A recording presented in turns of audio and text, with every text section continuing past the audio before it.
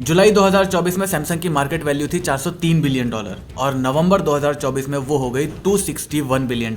2023 में सैमसंग ने अपने पिछले 15 सालों में सबसे कम प्रॉफिट बुक करा है और 2023 में ही इनका सेमीकंडक्टर बिजनेस का मार्केट शेयर पिछले 14 सालों में सबसे कम है। सैमसंग की फोन में लगने वाली चिप्स के अंदर थोड़े बहुत हीटिंग इशू देखने को मिलते थे, लेकिन इनकी मेमोरी चिप सबसे बेस्ट होती थी। लेकिन अभी सैमसंग की लेटेस्ट HBM चिप एनवीडिया के स्टैंडर्ड को मैच नहीं कर पाई। तो एक ऐसी कंपनी जो साउथ कोरिया जैसे देश के GDP का 20% हिस्सा संभालती है, आखिर इन 4 महीनों में ऐसा क्या हो गया जिसकी वजह से उसके शेयर ऑलमोस्ट आधे दाम पर आ गए। और इवन बात यहाँ तक पहुंच गई है कि वो लोग अपने 30% एम्प्लॉयज को निकालने तक का प्लान कर रहे हैं और सैमसंग खुद इस सिचुएशन को क्राइसिस बोल रहा है। तो क्या ये प्रॉब्लम सिर्फ आर्टिकल्स और शेयर प्राइस तक ही है या फिर सैमसंग के प्रोडक्ट्स में एक्चुअली कमी आ गई है? मतलब मुझे और तुम्हें सैमसंग के इस डाउनफॉल से क्या असर पड़ेगा, यही तो आज की स्टोरी है।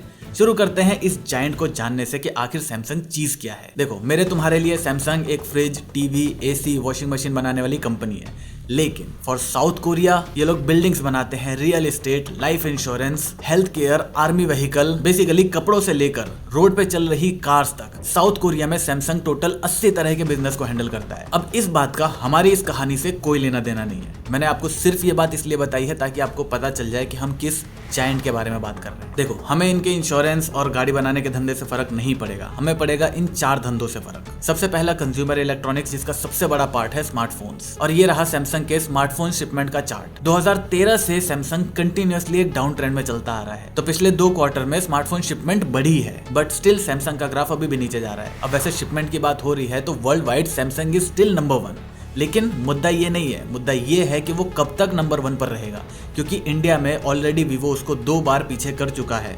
वर्ल्ड वाइड एप्पल उसको 1 बार पीछे कर चुका है और पहले जो एप्पल और सैमसंग के बीच में गैप हुआ करता था, अब वो ऑलमोस्ट खत्म सा हो गया है, जिसकी सबसे पहली वजह है नो मेजर अपग्रेड्स। एक टाइम था जब सैमसंग का हर नया फोन पिछले वाले से अलग, कूल और कुछ नई टेक्नोलॉजी के साथ आता था। बट आज सिर्फ सैमसंग नहीं, थैंक्स टू दिस डैडी, जितने भी ब्रांड्स हैं सब अपनी आइडेंटिटी बनाने पर लगे हुए हैं। समझ रहे हो ना?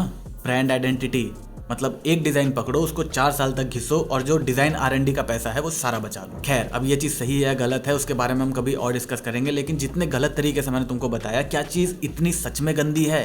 तो एक्चुअली जवाब है नहीं। कंपनीज के पास भी ऑप्शन नहीं है। सबसे पहला रीजन है कि टेक्नोलॉजी का प्लेटो हिट हो चुका है। अगर मैं स्मार्टफोन टेक का ग्राफ ड्रॉ करूं तो वो कुछ ऐसा दिखेगा। 2000 से लेकर 2006 तक ग्रोथ बहुत अच्छी थी, अच्छे फोन्स, हर साल नई नई टेक्नोलॉजी हमें देखने को मिल रही थी। लेकिन 2007 में आता है पहलाइफ, जहां पर ये ग्राफ एकदम से स्टीप टर्न ले लेता है। टेक्नोलॉजी बहुत ही ज्यादा एडवांस हो जाती है। उसके बाद एंड्रॉइड के आने से हर साल हमें कुछ न कुछ नया, अजीब, कूल, बहुत बेहतरीन सा दिखने लगता है, जिसकी वजह से ये चार्ट बहुत अच्छे से ऊपर जाता रहता है। 2015 में फोन में आने वाले प्रोसेसर 16 नैनोमीटर पर बनते थे और सिर्फ 3 साल के अंदर वो 16 से 7 नैनोमीटर पर आ गए। लेकिन फिर 2018 के बाद से ये डेवलपमेंट थोड़ा स्लो होना शुरू हो गया और आज बहुत ही कम हो गया है। इसी वजह से हमें नया और पुराना फ्लैगशिप फोन ऑलमोस्ट सेम सा दिखता है। अब इसमें मैंने फोल्डिंग फोन को इंक्लूड नहीं करा है। अगर मैं फोल्डिंग फोन के ग्राफ को ड्रॉ करूं तो वो यहां से बढ़ता जा रहा है। अगर ये सिर्फ सैमसंग बना रहा होता तो ये ग्राफ अब तक सीधा हो चुका होता, लेकिन ऑनर और हुआवे जैसे ब्रांड की वजह से ये ग्राफ बहुत तेजी से ऊपर जा रहा है। यह है 2022 की एक रिपोर्ट जहां पर सैमसंग ने कहा था कि अगले 3 साल के अंदर हम जितने भी फ्लैगशिप फोन बेचेंगे उनमें से आधा हमारा फोल्डिंग फोन होगा। और ये रही 2024 एंड की रिपोर्ट जहां पर वो लोग कह रहे हैं कि हम अपने S सीरीज के प्रोडक्शन को बढ़ाने वाले हैं और फोल्ड सीरीज के प्रोडक्शन को कम करने वाले हैं, जिसका सीधा सा मतलब ये है कि सैमसंग ने जो प्रेडिक्शन कर रखी थी कि फोल्डिंग फोन को लोग बहुत जल्दी अपना लेंगे, वैसा बिल्कुल भी नहीं हुआ। आज 6 साल हो चुके हैं फोल्डिंग फोन्स को आए हुए, अभी तक उसने मार्केट शेयर का 2% भी एक्वायर नहीं करा है। अब कई लोगों को लगेगा कि फोल्डिंग फोन मेन स्ट्रीम नहीं बन पाए, इसका एक मेन रीजन प्राइसिंग भी है। तो मेरे हिसाब से ये उतना बड़ा फैक्टर नहीं है, क्योंकि अभी भी लोग 1.5 लाख रुपए दे रहे हैं फोन्स के लिए। तो अगर उनको एक्चुअली में कुछ इंटरेस्टिंग और ड्यूरेबल और बहुत अच्छी वैल्यू वाली चीज दिखेगी तो लोग 2 लाख रुपए देने के लिए तैयार हैं। लेकिन फोल्डिंग फोन्स के ना बिकने का सबसे बड़ा रीजन है फर्स्ट जनरेशन यूजर का एक्सपीरियंस। मैंने जितने लोगों के पास फोल्डिंग फोन देखा है, 70% लोगों का जो क्रीज वाला सेक्शन है वो ऐसा दिखता है। और ये दिक्कत सिर्फ पुराने या फिर सैमसंग के फोल्डिंग फोन के साथ नहीं है, सबके साथ। हुआवे मेट X5 इनका लेटेस्ट फोल्डिंग फोन है, जिसके अंदर पहले ही महीने के अंदर यूजर्स को डिस्प्ले क्रीज के अंदर लिक्विड लीक करने की दिक्कत आ रही थी। इनका जो ट्रिपल फोल्डिंग फोन है उसके अंदर भी ड्यूरेबिलिटी को लेकर काफी सारे इशू दिख रहे हैं। कई लोगों का तो डे 1 पे स्क्रीन का ये हाल हो जा रहा है। तो जब लोगों को ऑनलाइन लगातार ऐसी चीजें दिखती जा रही हैं तो वो लोग क्यों अपने 1.5-2 लाख रुपए इन्वेस्ट करेंगे ऐसी चीज के अंदर जिसकी ड्यूरेबिलिटी का उनको पता ही नहीं है। अब इसका ये बिल्कुल भी मतलब नहीं है कि फोल्डिंग फोन्स नहीं बिक रहे या फिर उनकी साल दर साल सेल्स कम होती जा रही है, बल्कि इसका उल्टा है। 49% ईयर ऑन ईयर की ग्रोथ से फोल्डिंग फोन्स बिक रहे हैं। इंडिविजुअल ब्रांड्स की अगर मैं बात करूं तो मोटरोला 1500% की ग्रोथ दिखा रहा है, ऑनर 450 और हुआवे के पास 250% की ग्रोथ है। जितने फोल्डिंग फोन है सिर्फ सैमसंग इकलौता ब्रांड है जिसका मार्केट शेयर कम हुआ है,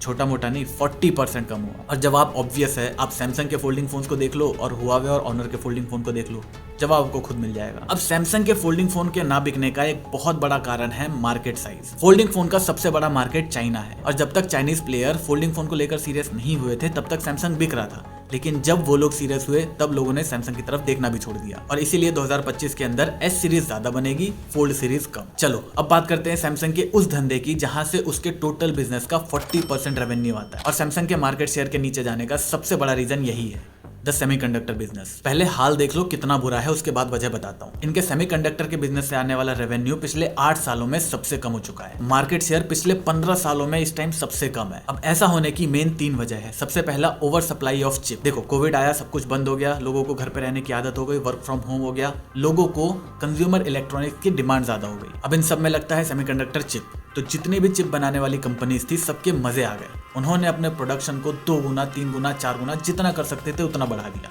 अब 2022-2023 तक सारी कंपनीज ने मजे ली, खूब बढ़िया करके जितने भी प्रोसेसर थे सब बिके, लेकिन अब धीरे धीरे डिमांड कम होने लगी और अभी का जो टाइम है वहां पर इन्फ्लेशन की वजह से लोग रोटी, कपड़ा और मकान के अलावा चौथी चीज पर खर्च करने से पहले 4 बार सोच रहे हैं। लेकिन प्रोडक्शन वो तो बढ़ चुकी है, सारी कंपनीज भर भर के प्रोसेसर बना रहे हैं, लेकिन कोई खरीदने वाला नहीं है, जिसकी वजह से हो चुकी है ओवर सप्लाई। और इसी ओवर सप्लाई के चलते दुनिया की 2 सबसे बड़ी मेमोरी चिप बनाने वाली कंपनीज टोटल 12 बिलियन का लॉस करके बैठी हुई है। अब देखो धंधे में ये सब नुकसान होता रहता है, कोई बड़ी बात नहीं है। ये अगर केवल वजह होती तो इसकी वजह से मार्केट पर 5 से मैक्सिमम 10% का असर पड़ता, इतना ज्यादा नहीं गिरता। असली दिक्कत है इनकी फैब्रिकेशन प्रोसेस। देखो रेत से सिलिकॉन के ऐसे टाइल बनाए जाते हैं और इसके ऊपर बनता है प्रोसेसर। इस पूरी प्रोसेस को कहते हैं फैब्रिकेशन और ये काम कर पाना इतना ज्यादा मुश्किल है कि दुनिया में 10 से 12 कंपनीज ही फैब्रिकेशन करती हैं and Qualcomm is not one of them, Samsung is. देखो 2 तरह की कंपनी है, एक जो प्रोसेसर बेचती है, एक जो प्रोसेसर बनाती है।